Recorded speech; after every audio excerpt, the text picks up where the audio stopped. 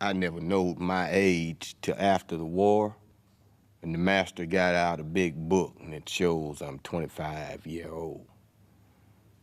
Shows I was 12 when I was bought, and $800 is paid for me.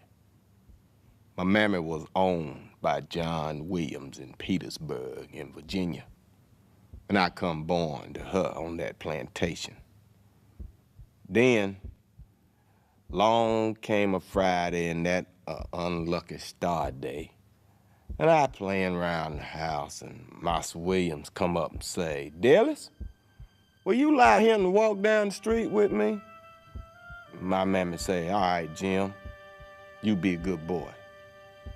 And that's the last time I ever heard her speak or ever see her.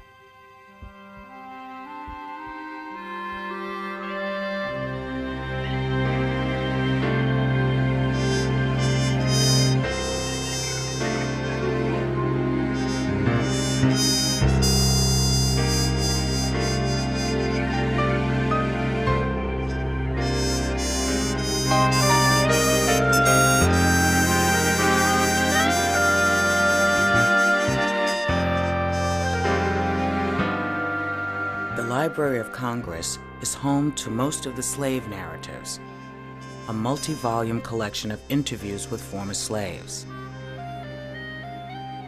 What's that? You want me to tell you about slavery days? Lots of old slaves close the door before they tell the truth about their days of slavery. I could tell you about it all day, but even then you couldn't guess the awfulness of it. My life was filled with heartaches and despair. We was married on the front porch of the big house. When they put them on the block to sell them, the ones between 18 and 30 always bring the most money. The boys came in and threw her down on the floor and tied her down so she couldn't struggle. Lord, child, what make you folks just wait so long before you get this stuff by way back yonder? Now, I tell you something to put in your book.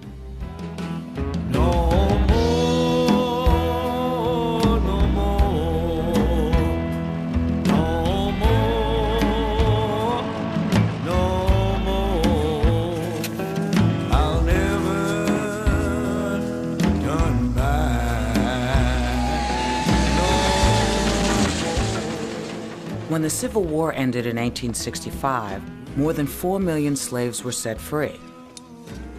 By the late 1930s, 100,000 ex-slaves were still alive. In the midst of the Great Depression, the Federal Writers Project hired journalists and writers to travel the country and record the memories of this last generation of African Americans born into bondage. Most former slaves were still living in the rigidly segregated South, a society deeply rooted in its Confederate past and that still treated black people as inferior. Never turn back, no more. Some ex-slaves were reluctant to speak openly with their mainly white interviewers for fear of retaliation for telling the truth. But many others approaching the end of their lives were willing to tell their stories.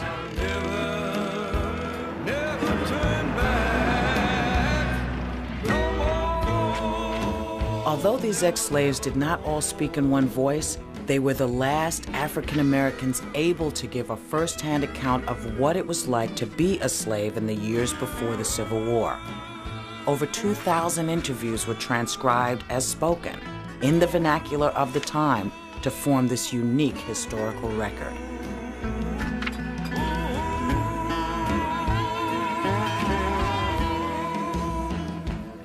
Sarah Gudger. Gudger? Yes.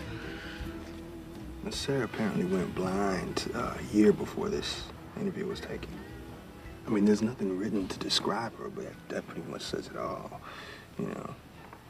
This, her mouth. Yeah, the set of mouth. When they did these, are these like, did they ask them some questions? Or did they just talk? Each one is a response to the question, but there was a set of subjects on a list that they would ask the ex-slaves about. Okay.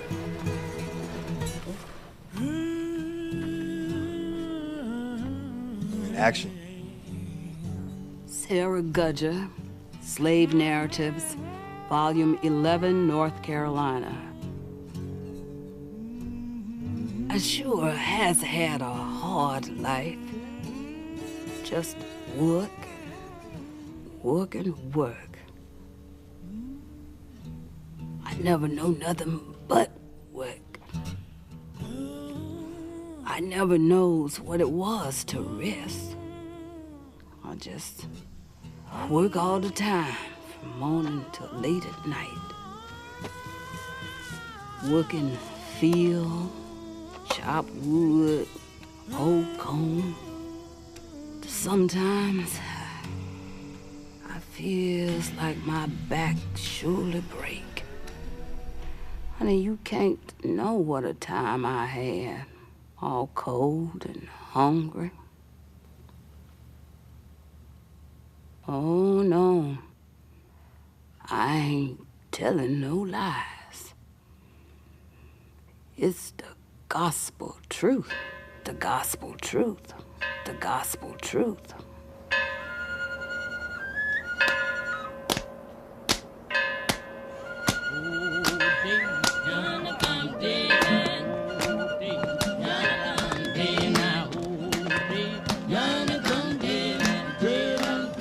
Bells and horns, bell for this, horn for that. All we knowed was go and come by the bells and the horns. Old ram horn blow to send us all to the field. We all line up, about 75 field niggas, and go by the tool shed and get our hoes, or maybe go hitch up the mule to the plows.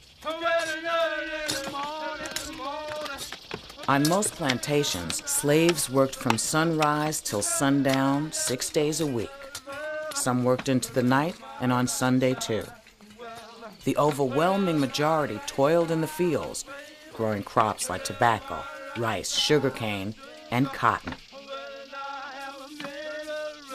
For every field hand, 10 acres of cotton were produced.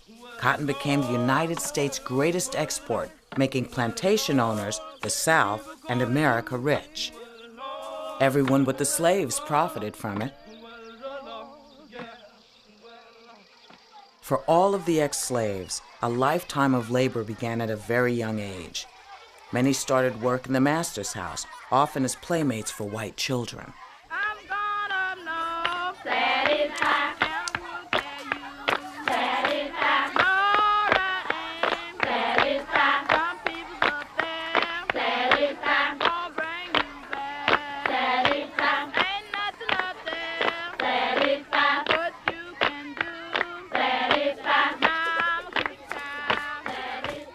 We be playing in the barn, and Jimmy always say to me, "Come on, nigga, let's ride around the farm."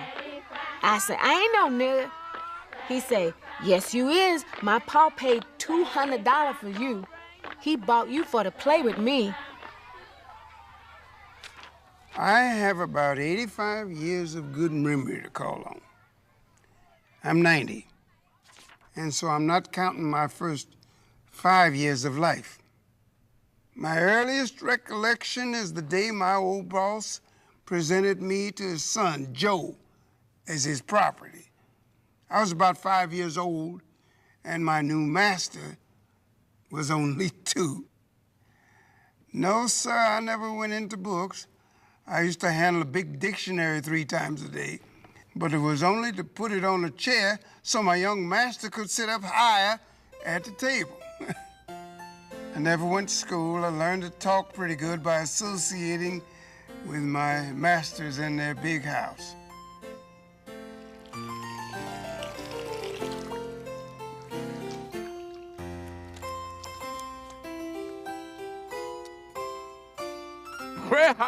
Well, my master and all the other big white folks, they raised peafowls. We'd catch them wild things at night when they roost in the pine trees. Then my ma, she would pull the long feathers out of the tails and make fly brushes. In them days, the dining room was big and had the windows open all the summer long. Quick as a mess of victuals come on the table, my ma fetched me in, and I'd get put up in a swing over the table. to fan the flies and gnats off the mistress's food. Well, they had to show me just how to hold the brush because them feathers were so long. If you didn't mind your business, the ends of them feathers would splash in the gravy, and the mistress's table be all splattered up. Wasn't long before I got used to it, and I took to going to sleep up there.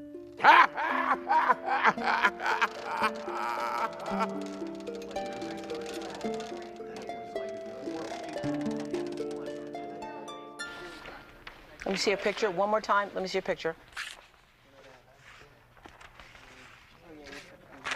Thank you. That's so wonderful. I was going to say, Jenny's house might be a little better than mine was. Jenny, that's a very nice porch. I think our porch was bigger. So we had a room, we had 2 rooms. Jenny got an outhouse. We had an outhouse in back. Okay, Jenny. Action. Jenny Proctor, Slave Narratives, Volume 16, Texas. I was here telling them good slave days, but I ain't never seen no good times then. My mother's name was Liza. I don't recollect nothing about my daddy. If I had any brothers and sisters, I didn't know it. I tended to the children when I was a little gal and tried to clean the house just like old Miss tells me to. I recollect once when I was trying to clean the house, I finds me a biscuit. And I was so hungry, I ate it. Because we never see such thing as a biscuit. But when I ate that biscuit, she comes in and say, "Where that biscuit?" I say, "Miss, I ate it because I was so hungry." Then she grabbed that broom and started beating me over the head with it and calling me low down nigger. And I guess I just clean lost my head because I knowed better than to fight her if I knowed anything at all. But I start to fight her. And the driver, he comes in, grabs me and starts beating me with that cat o' nine tails. Beats me till I fall to the floor nearly dead. Cut my back all to pieces. Then they rub salt in the cuts for more punishment. Lord, Lord, honey, them was some awful days. In most states, it was against the law for slaves to be educated. Slave children might play with their young masters and mistresses at home, but they could not go to school with them. None of us was allowed to see a book or try to learn. They say we get smarter than they was if we learn anything. He slips around, gets a hold of that Webster's old blueback speller. We hides it till way in the night, and then we light a little pine torch and studies that spelling book. We learn it too.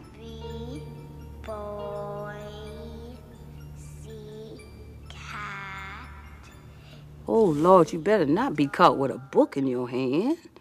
If you did, you were sold. Oh, no, now, they didn't allow that. If you just looked like you wanted to learn to read or write, oh, you got a licking.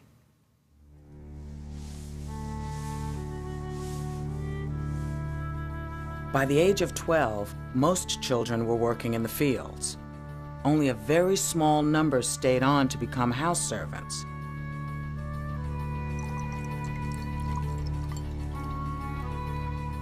Slaves who worked in the house were almost always better fed and clothed than the field hands. But they lived under the constant scrutiny of their masters.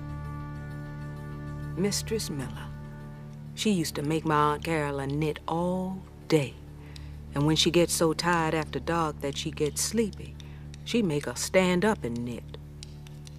Mistress would work her so hard that she'd go to sleep standing up.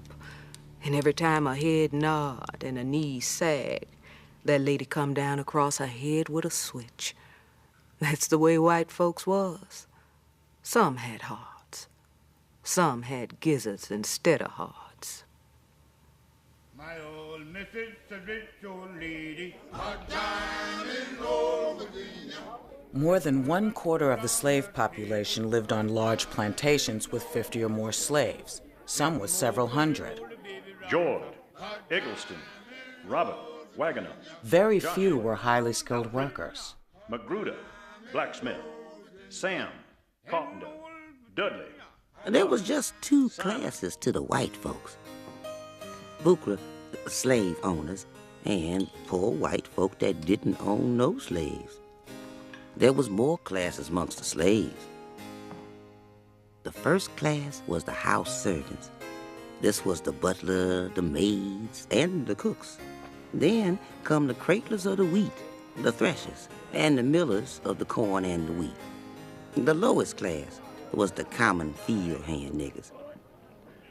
Back in Alabama, Mr. Adelaide Carter took me when I was past my creeping days to live in the big house with the white folks. And they was always good to me because I was one of their blood. They never hit me a lick or slapped me once. And they told me that they would never sell me from them. My brother and sister, they lived with the niggas though, 'cause they was mostly nigger. My master used to give me a little money to buy what I wanted. I always bought fine clothes. Oh, when they bought the red shoes from the town, I cried and cried. I say, I don't want to wear no rawhide shoes. So they took them back. I guess they had a weakness for my crying. I drove a carriage, with the white folk. And I was about the most dudish nigger in these parts.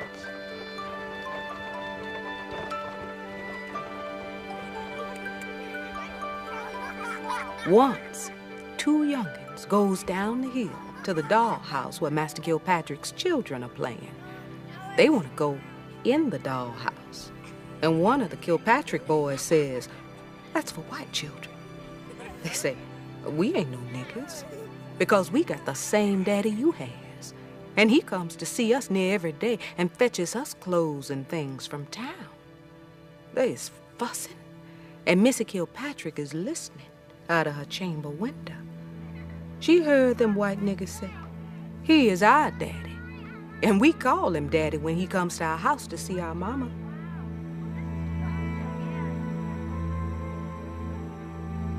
Many owners and overseers believed that sexual access to slave women was one of their prerogatives. The rape of black women also served to humiliate their husbands and undermine the integrity of slave families. Lord, child, that was common. Masters and overseers used to make slaves that was with their husbands get up and do as they say. Send husbands out on the farm, milking cows or cutting wood. Then he gets in bed with the slave himself. Some women would fight and tussle, others would be humble, feared of that beating. If they told their husband, he was powerless. I was one slave that the poor white man had his match. These here old white men said, "What I can't do by fair means, I'll do by foul." One tried to throw me, but he couldn't. We tussled and knocked over chairs, and when I got a grip, I snatched his face all to pieces, and there was no more bothering Fanny from him. But oh, honey, some slaves would be so beat up when they resisted. And sometimes, if you rebel, the overseer'd kill you. Us colored women had to go through plenty, I tell you. My mother's mistress had 3 boys. 121, 119, and 117. Well, mistress had gone away one day, and mother always worked in the house. While she was alone, the boys came in and threw her down on the floor and tied her down so she couldn't struggle. And one after the other used her as long as they wanted for the whole afternoon.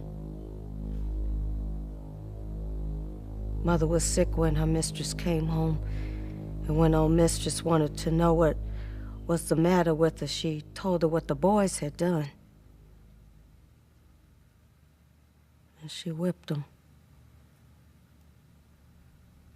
And that's the way I came to be here.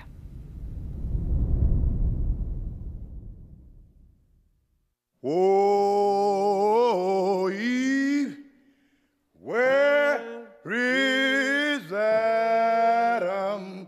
Oh, Eve, Adam in the garden, picking out a leaf. God called Adam, Eve and Adam. My dog called him, Adam won't answer.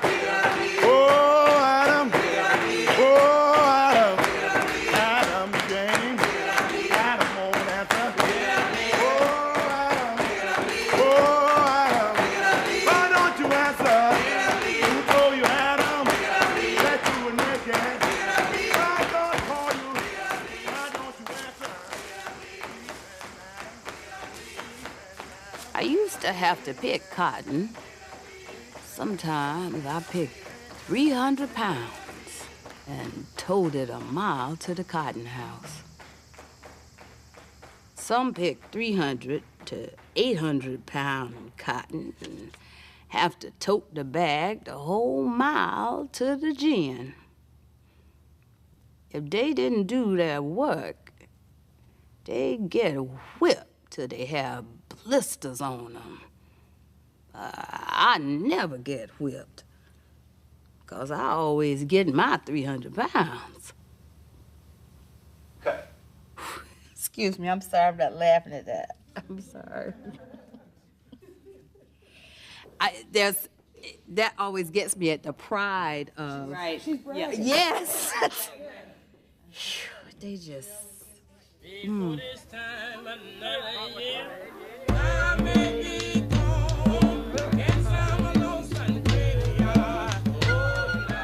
Sometimes, slaves who had picked their quota added some of their pickings to those who had been slower or ill. It wasn't always enough.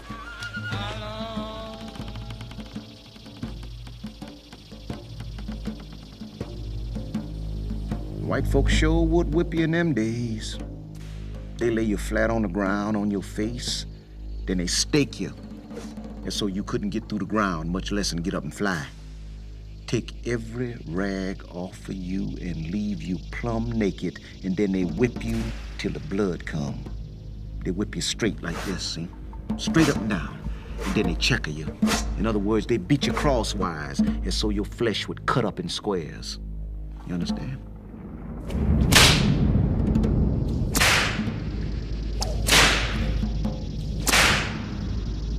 On many plantations, whippings were public spectacles.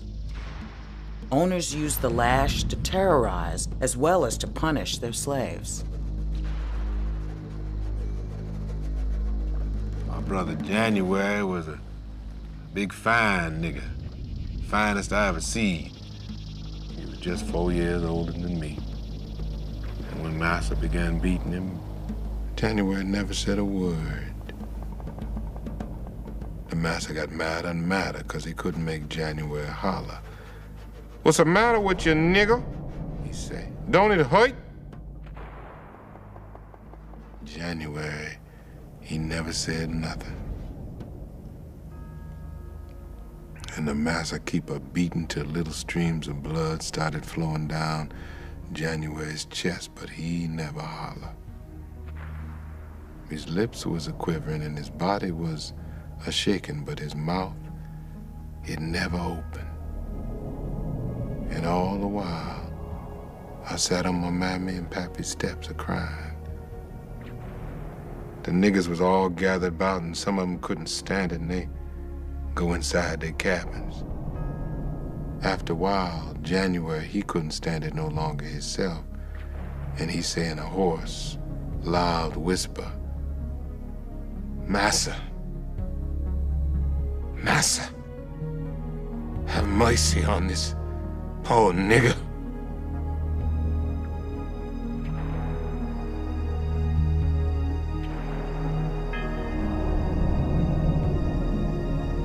Then they take the salt and red pepper and put it in the wounds.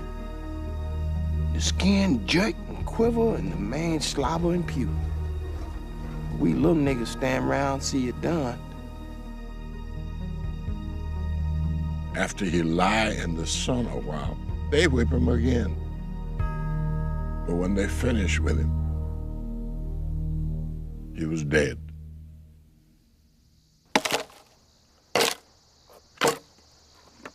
When a slave died, Massa make the coffin and send a couple of niggas to bury the body and say, "Don't be long, and no singing or praying allowed. Put him in the ground. Cover him up. Hurry on back to that field."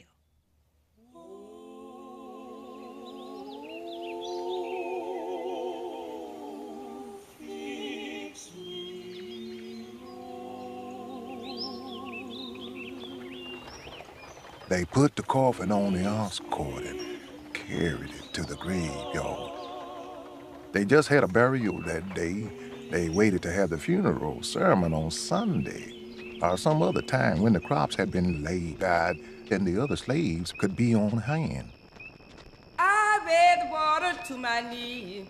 I'm gonna pray. For enslaved people, funerals were extremely important. The ceremonies reinforced their sense of community and kept alive their African past.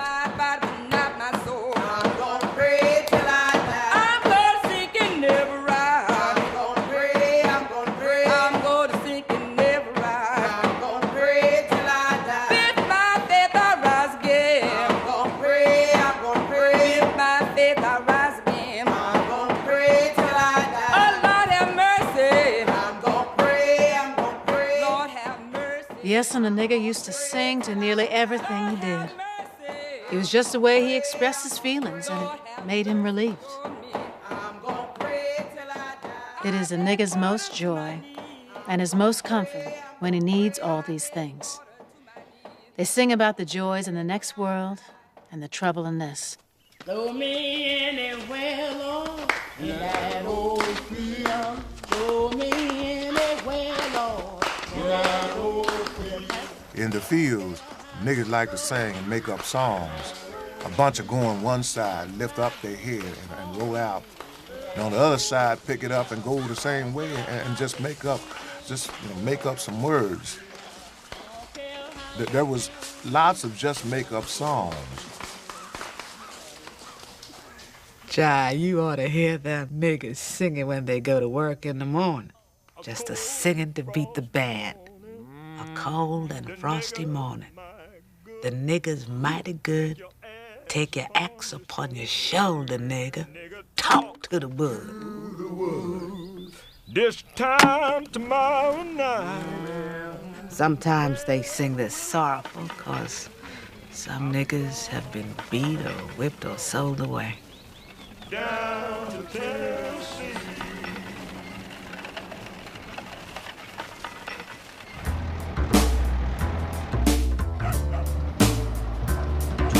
I've been down on the bending knees, talking to the man from Galilee.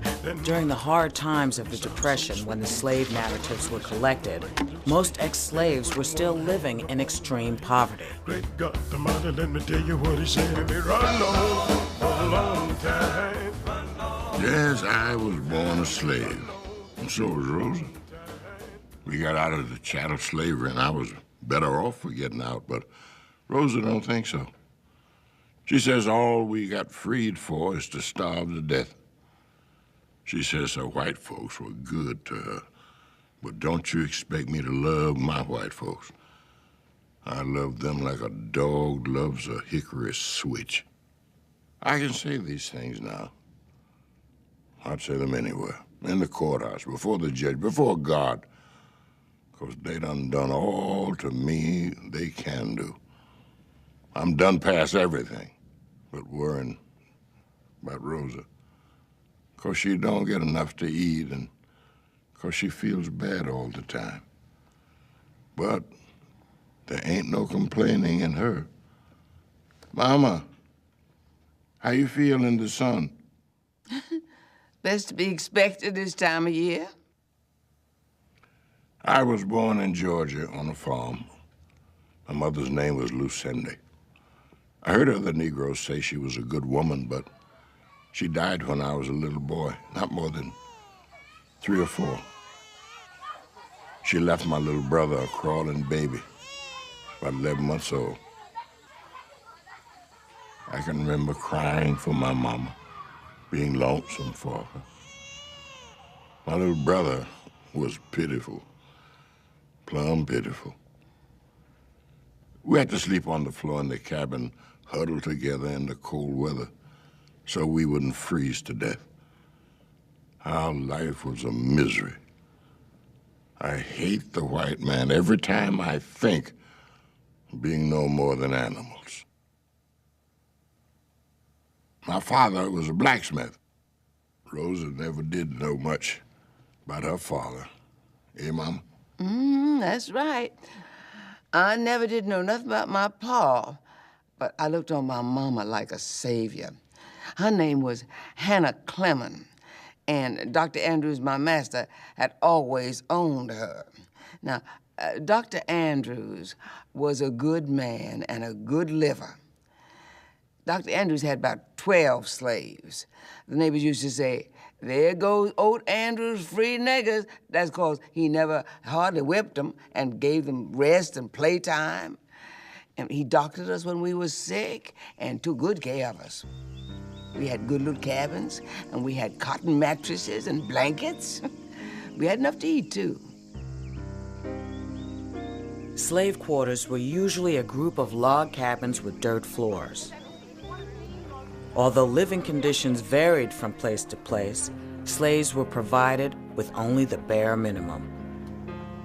Beds might be planks with rope slats and grass mattresses. Food supplies were usually given out weekly: cornmeal, molasses, and sometimes a little pork. Sometimes, Master let niggas have a little patch. They raised taters or goobers, peanuts. They liked to have them to help fill out on the victuals.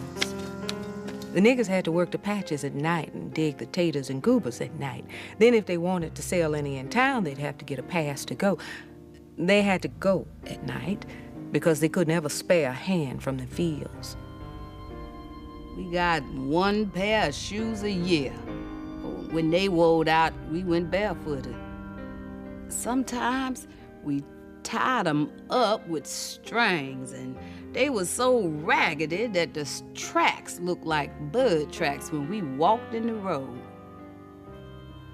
My brother wore his shoes out and had none all through the winter. His feet cracked open and bled so bad you could track him by the blood.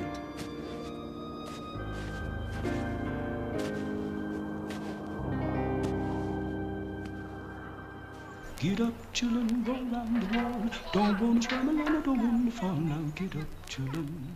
Well, I remember quite well how those Polo children used to have to eat. They were fed in boxes and troughs under the house. They were fed cornmeal mush and beans. When this was poured into their box, they would gather around it, the same as we see pigs, horses, and cattle gather around troughs today. Go round the wall. I don't want to stumble and I don't want to fall. Now that suits me, that suits me, that suits me. Oh, us never got enough to eat. So us keep stealing stuff. Us had to. 'Course we knowed it was wrong to steal, but the niggas had to steal to get something to eat. I know I did. I got so hungry I steal chickens off their roosts. Yes, I did. Chickens used to roost on the fence stand right out in the night. We'd cook the chicken at night, eat him, and burn the feathers. They talks a heap about the niggas stealing. Well, you know what was the first stealing done? It was in Africa, when the white folks stole the niggas just like you'd go get a drove of horses and sell them. But since the Lord saved me from a life of sin, I don't think about them things. Who tell you move Daniel? Who tell you move Daniel? Go the other way. Go the other way, Daniel. It ain't my way. The first enslaved people in America were reluctant to accept the religion of their masters, but during the 19th century, thousands of slaves began turning to Christianity.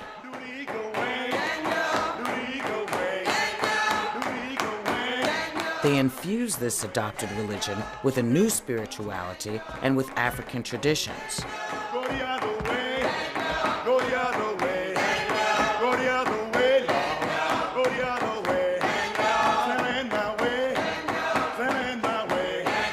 Send in my way. Many owners hoped that Christianity might make their slaves more docile and encourage them to convert. On Sundays, niggas had to sit and listen to the white man's sermon. Obey your master, be good servant. Can't tell you how many times I done heard that text preached on. They tell the slave that if he be good, work hard for his master, that he would go to heaven and that he gonna live a life of ease. They ain't never tell him he gonna be free in heaven.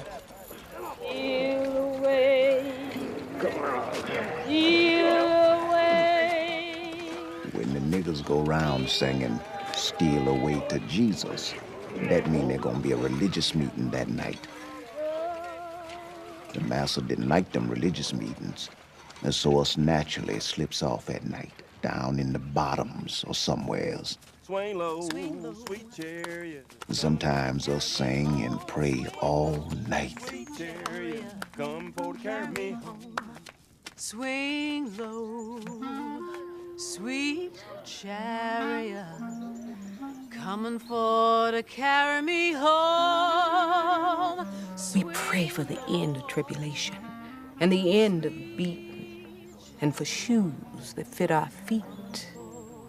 We pray that us niggas could have all we want to eat and special for fresh meat. Some of the old ones say we have to bear all because that's all we can do. Some say they was glad to the time they did, 'cause they rather rot in the ground than have the beatings. Okay, now, all my life, I've heard of the patty rollers. Yeah. Now you have the paddle rollers. Mm-hmm. I know patty rollers is the common term. Yeah, I think you should say patty rollers. Okay. My grandparents were from Georgia, and they both said patty rollers. In fact, when they were really angry with white people, they referred to them as patties. Mm-hmm.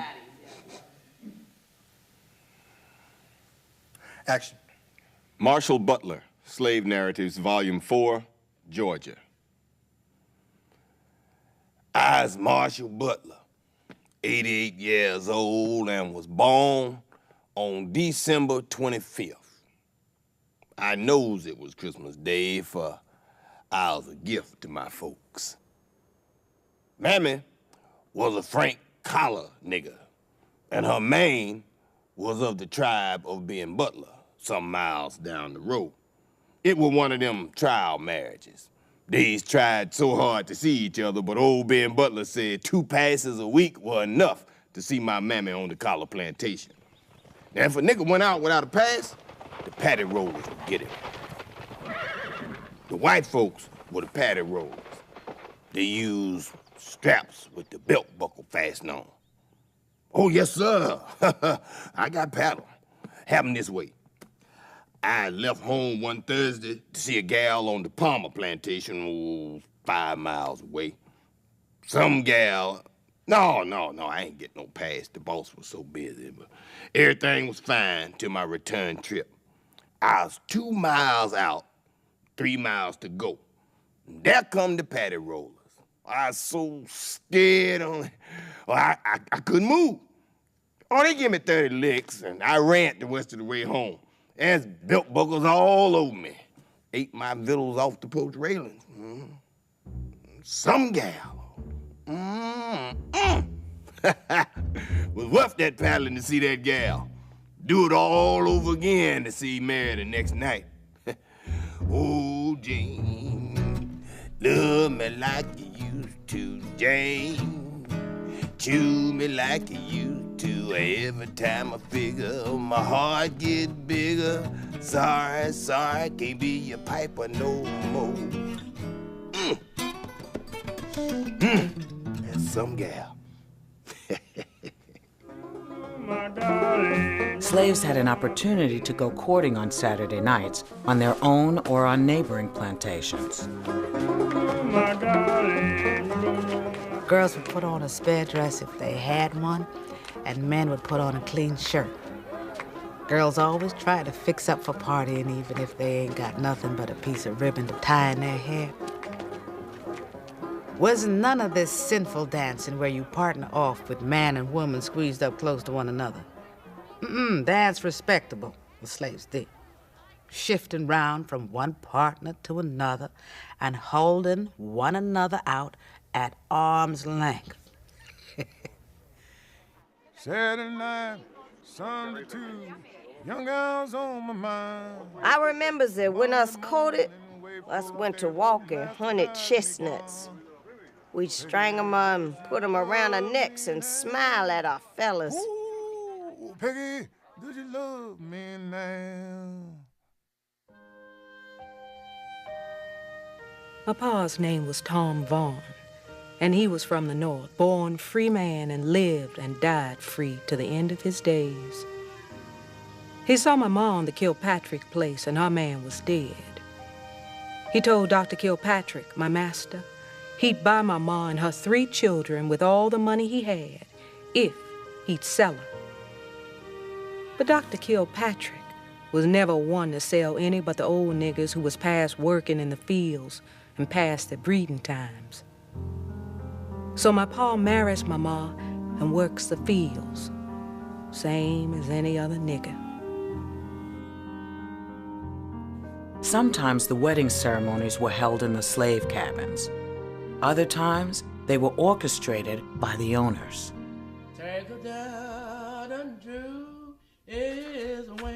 I married Exeter Durham. He belonged to Master Snipes Durham, who had the plantation in Orange County. Oh, we had a big wedding. We was married on the front porch of the big house. I had a white dress, white shoes, gloves that came up to my elbow, and Miss Betsy done made me a wedding veil out of a white net window curtain.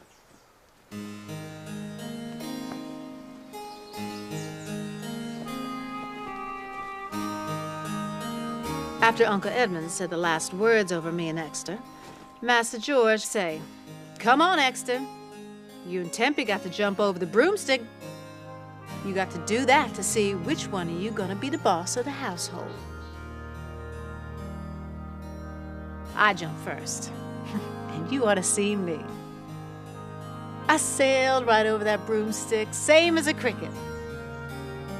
But when Exeter jumped, his feet were so big and clumsy that they got all tangled up in that broom, and he fell headlong. After the wedding, we went down to the cabin Miss Betsy done all dressed up.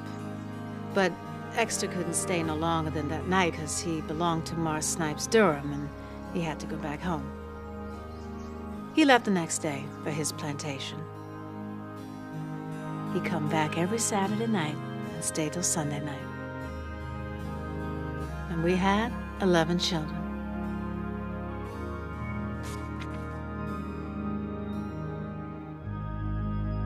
Some owners respected slave marriages, but the marriages had no legal standing and could be broken apart at the owner's whim.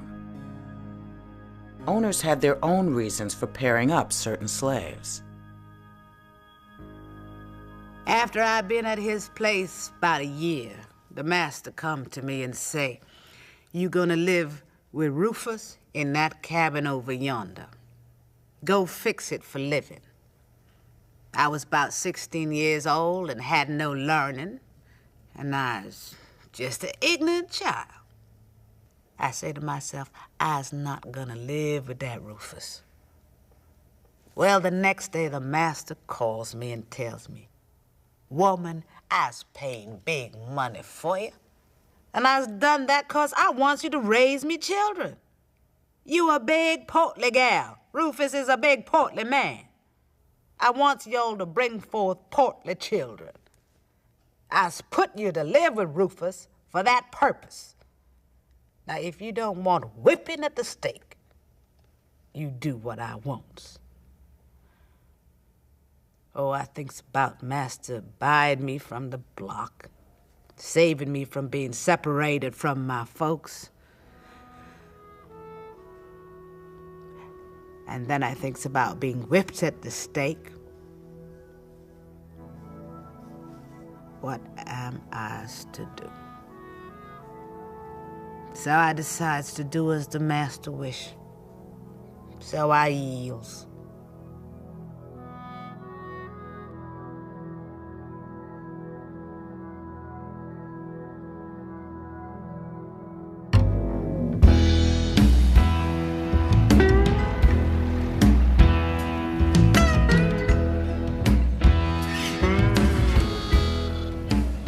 Many people interviewed for the slave narratives lived far from the plantations where they were born. As children, a large number had been relocated to other parts of the country. I was born in Kentucky, somewhere near Louisville.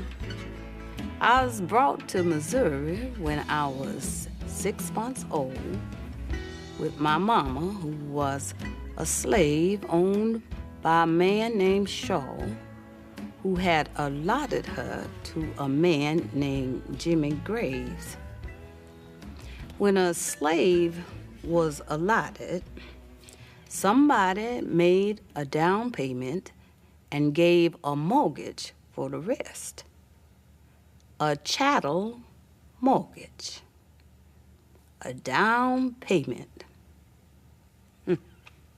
Times don't change. Just the merchandise.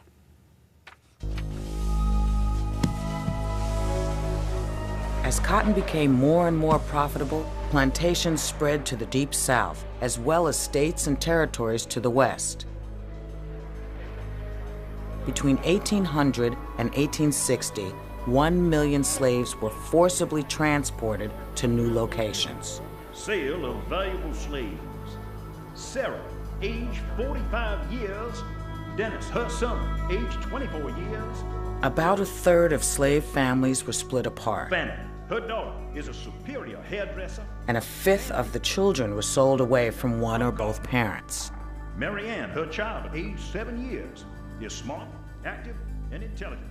When I was about 6 or 7 years old, I reckon it was Mr. Garrett bought 10 of us children in North Carolina and sent 2 white men to fetch us back in wagons. And he fetched old Julie Powell to look after us. They never bought my mammy, so I had to leave her behind. Mammy said to old Julie, "Take care of my baby child." That was me. And if I never sees her no more, raise her for God. Then she fell off the wagon where it was, all of us was sitting and just roll over on the ground, just a-crying. But us was eating candy that they done give us to keep us quiet. And I didn't have sense enough for to know what ailed Mammy, but I knows now. And I never seen her no more in this life. Her name was Rachel Powell. Negroes wanted. The undersigned wish to purchase a large number of Negroes for which they will pay the highest prices in cash. Lord child, I remember when I was a little boy, about 10 years, the speculators come through Newton with droves of slaves. The poor critters nearly froze to death. Just run along on the ground, all spewed up with ice. The speculators always rode on horses and drove the poor nigger. When they get cold, they make them run till they are warm again. Lord, miss, them slaves look just like droves of turkeys running along in front of them horses.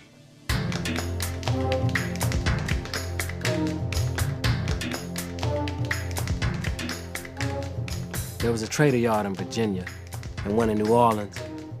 Sometimes 1,000 slaves were waiting to be sold. Great sale of slaves. There will be offered for sale at public auction 3 bucks, strong, able-bodied. 1 wench, Sally, age 42. 1 buck, age 52. Good kennel man. When the traders knew men were coming to buy, they made the slaves all clean up and grease their mouths with meat skins to look like they were feeding them plenty of meat. Talk about something awful. You should have been there. The slave owners was shouting and selling children to one man and the mama and pappy to another.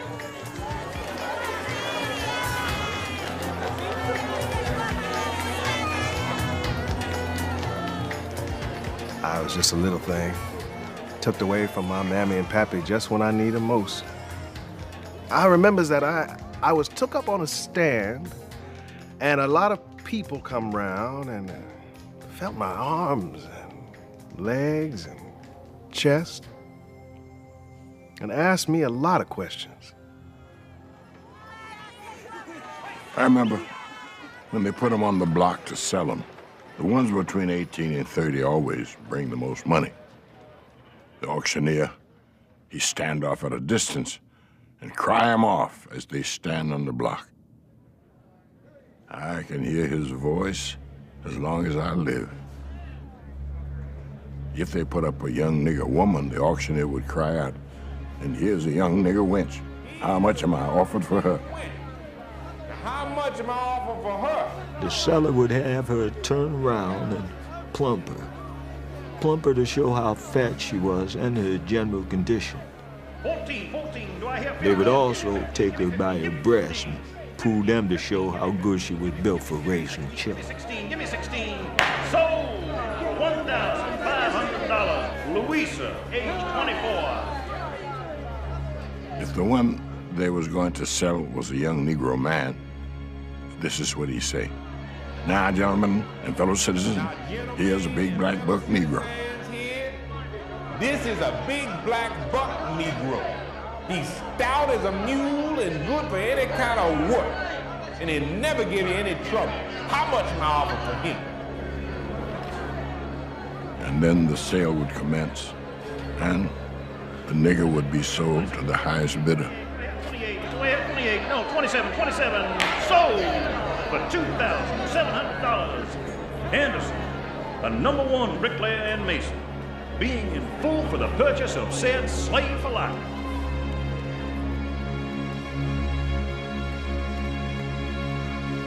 Run, Mary, run. Whoa. Run, Martha, run. Well, Hail Mary, run, I say. You got a right to the tree of life. Little Mary, you got a right. You got a right to the tree of life. You got a right, you got a right. You got a right to the tree of life. If I had my life to live over, I would die fighting rather than be a slave again. I want no man's yoke on my shoulders no more. Now, my father, he was a fighter. He was as mean as a bear. He was so bad to fight and so troublesome, he was sold 4 times to my knowing, maybe a heap more times.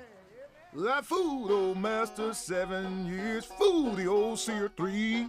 Hand me down my banjo, I tickle your belly. Slaves who openly defied their masters received the harshest punishment. But one act of resistance ran the greatest risk of all. I'm gonna run to the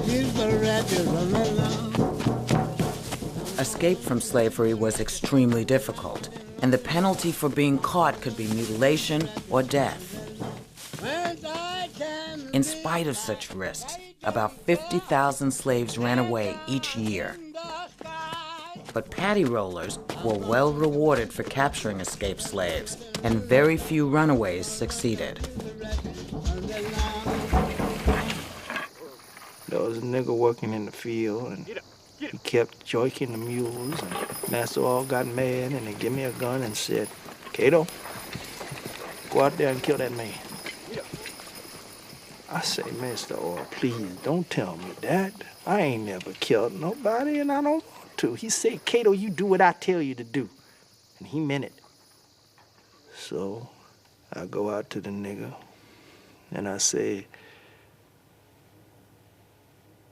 you gotta leave this place this minute. And I is too, 'cause I supposed to kill you, and I ain't. And Master All, he gonna kill me. So he dropped his rein and we run and we crawled through the fence and we ran away. I hated to go, but today I is an old man and my hands ain't stained with no blood. $600 reward for 3 Negro slaves named Henry Morsell ran away from the subscriber, a Negro man about 22 years old, of dark color, several of his jaw teeth out, and upon his body are several marks of the whip. I mixed up my mind. I was gonna run off the first chance I gets. When the meat supply run low, Master sent me to go kill a deer or a wild hog and bring home some meat. He says not to go off the plantation too far. This the chance I've been wanting. I crosses the river and goes north. I's going to free country where there ain't no slaves. I travels all that day and night up the river and follows the North Star. Several times I think the bloodhounds am trailing me, and I gets in a big hurry. I'm so tired I can hardly move. I'm hoping all the time I meets up with that Harriet Tubman woman. And she the colored woman would take slaves to Canada. The Underground Railroad was an informal network of safe houses and assistance for runaway slaves. I didn't have no idea of ever getting mixed up in any sort of business like that until one special night. I'd gone over to another plantation, courting. Yeah. And an old woman told me she had a real pretty girl there who wanted to go across the river to the free state of Ohio, and would I take her? Now, I was scared, and I backed out in a hurry. But then I saw this gal, and she was such a pretty little thing. Wasn't long before I was listening to the old woman tell me when to take her and where to leave her on the other side. Now, I don't know how I ever rode that boat across that river. That current was so strong, and I was trembling, and I couldn't see a thing there in the dark. But I felt that girl's eye.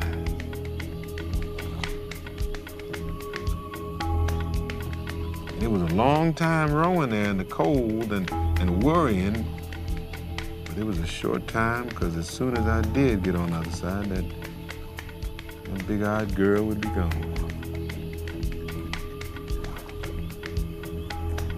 There in Ripley, Ohio, it was a regular station for escaping slaves. It always meant freedom for a slave if he could get to that big lighthouse. Pretty soon, I saw a tall light. When I got up to it, 2 men reached down and grasped it. I started trembling all over again and praying, and one of the men took my arm. And I just felt down inside of me that the Lord had got ready for me. "You hungry, boy?"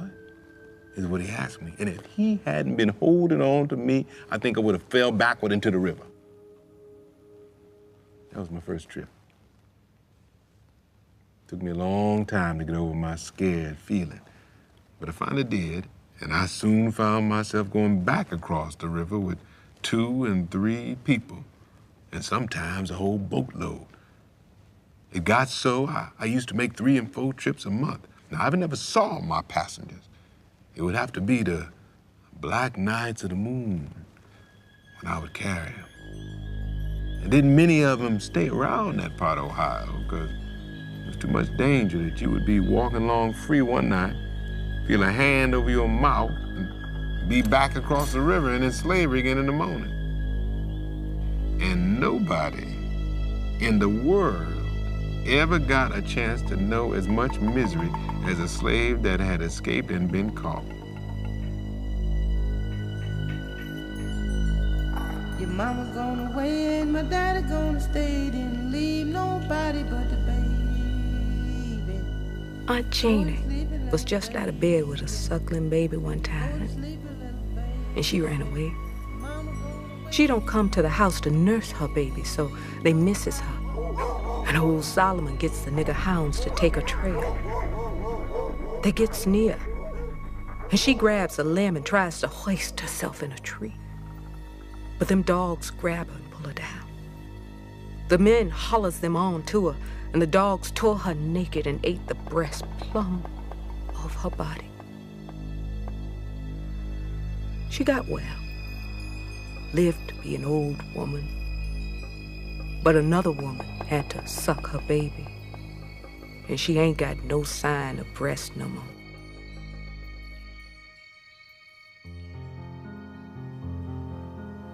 Finally, I decided to take my freedom too.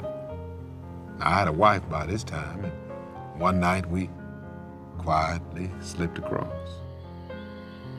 I could see the light, but the harder I rode, the farther away it got. But finally, I pulled up by the lighthouse and went on to my freedom just a few months before all the slaves got theirs. I didn't stay in Ripley, though. I wasn't taking no chances. I went on to Detroit, and I still live there with most of 10 children and 31 grandchildren. The bigger ones, you don't care much about hearing it now, but the little ones never get tired of hearing how their grandpa brought emancipation to loads of slaves he could touch and feel, but never see. So he would do 3 or 4 trips a month, but that would be with when the moon, before the moon came back out. Right. So when the moon went in, that's when they'd have to move. Yeah. You never saw their faces, don't know Know who them they by their are. voices, you know? And sometimes not even that, just touch, because they had to be quiet, too. What a disconnect. What an amazing Yeah. disconnect that people that we're here and our folks are saved by people that we'll never know who it was. Yeah. Can't actually say thank you. Exactly.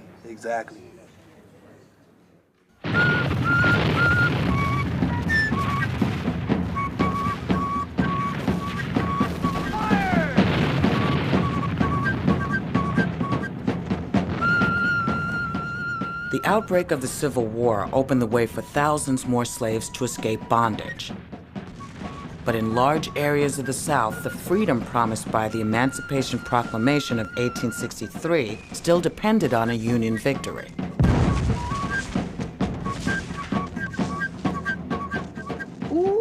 Oh, Massa, he get boiling mad when the Yankees scattered the Confederates all down through our country. Then he tell us the law. You all ain't gonna get free by them. When they get here, they gonna find you already free, 'cause I gonna line you up on the bank of the creek and free you with my shotgun. Anybody miss just one lick with the hoe, or one step in the line, and he gonna be free and talking to the devil long before he ever see a pair of blue breeches. One morning soon, my lord, one morning soon. Despite threats of slave owners, many slaves fled their masters to fight for the North. 200,000 slaves and former slaves enlisted as Union soldiers and sailors. I heard the angels singing. Benton Barracks Hospital, St. Louis, Missouri, September 3rd, 1864. My children, I take my pen in hand to write you a few lines to let you know that I have not forgot you that I want to see you as bad as ever. On the 28th of the month, 800 white and 800 black soldiers expects to start up the river. When they come, I expect to be with them and expect to get you both in return. Be assured that I will have you if it costs me my life.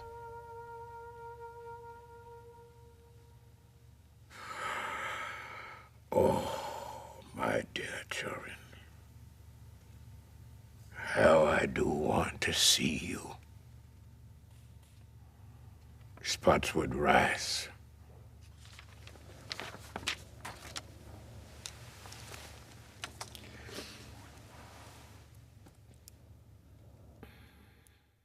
Blow, Gabriel. Judgment. I want to blow your trumpet. Judgment bow. As loud as you can. Judgment. I want to wake my people. Judgment bow. Wherever they be. Judgment. On land or sea. Judgment bow. Judgment bow. Judgment. Look, you wanna come. Judgment bow. Gotta walk my line. Judgment. Go see my mother. Judgment bow. And my father too. Judgment. Blow, Gabriel. Judgment bow.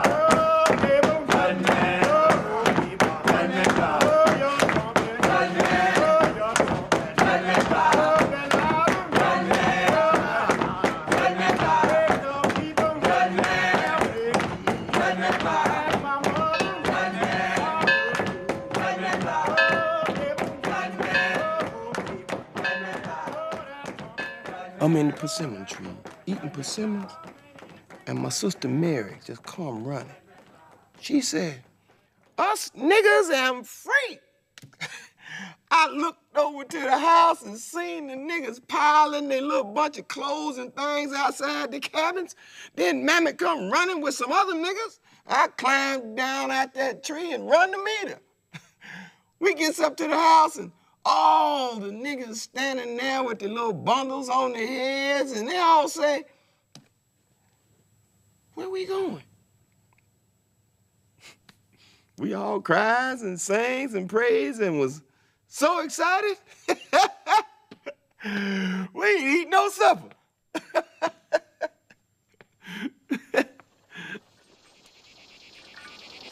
That morning, we all go to the cotton field early. And after a while, the old horn blow. And we all stop and listen, because it's the wrong time of the day for the horn. We start chopping again. And there go the horn again. The lead road nigga holler, "Hold up! We better go on in, that's our horn." So we line up and go in. Was sitting on the gallery in a high-bottomed chair was a man we'd never seen before. He had on a big, broad, black hat, like the Yankees wore. His hair was plum gray, and so was his beard. And it come down, right down here, on his chest. The man say, "You darkies know what day this is?" And the head man say, "No, we don't know." "Well, this is the 4th day of June, and this is 1865. And I want you all to remember the date, because you always gonna remember the day. Today, you is free, just like I is, and Mr. Saunders, and your misters, and all us white people. I come to tell you," he say, "and I wants to be sure you all understand, because you don't have to get up and go by the horn no more. You is your own bosses now. And I wants to bless you and hope you always is happy and tell you you got all the right in life that any white people got." And then he get on his horse and ride off. It was the 4th day of June in 1865. I begins to live, begins to live, begins to live.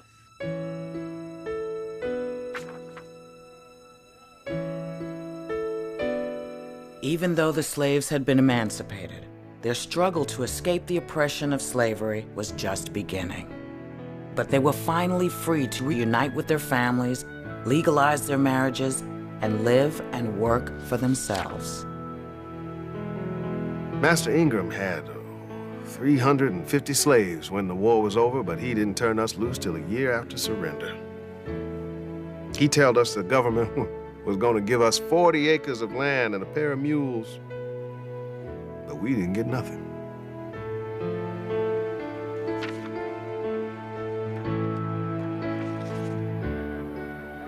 I remember so well how the roads was full of folks walking and walking along when the niggas were free, didn't know where they was going, just going to see about something else, somewhere else. Meet a body in the road and they ask, "Where you going?" "Don't know." "What you gonna do?" "Don't know." Then I begins to think and to know I never had to be a slave no more.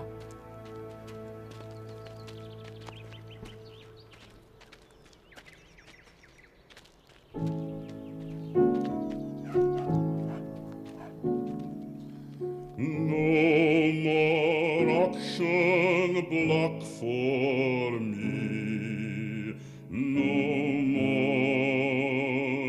no more, no more auction block for me,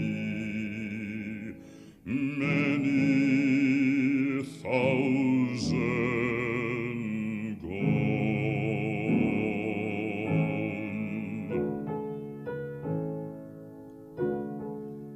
No more pint of salt for me, no more, no more, no more pint of salt for me, many thousand.